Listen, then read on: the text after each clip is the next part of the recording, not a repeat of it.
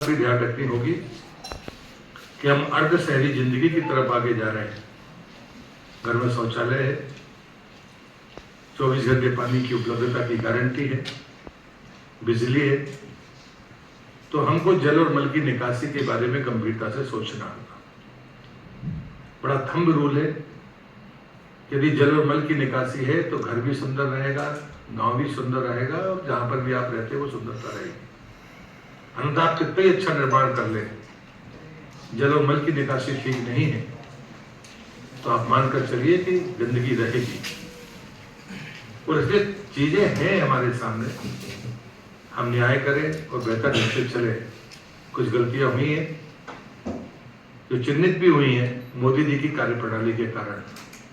जैसे मैं प्रधानमंत्री आवास योजना की जब समीक्षा कर रहा था, चूंकि मैं स्टैंडिंग कमेटी में 5 साल रहा था, तो मैंने पूछा कि कितने अपात्रों को पहली बार प्रधानमंत्री आवास दिए गए, तो मध्य प्रदेश में वो संख्या 35,000 थी।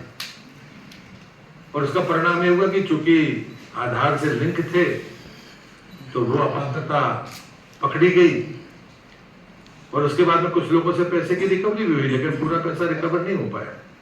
वो मकान तो बने ही नहीं क्योंकि पहली किस्त के बाद उनको अपात्रता के कारण मिलना नहीं था।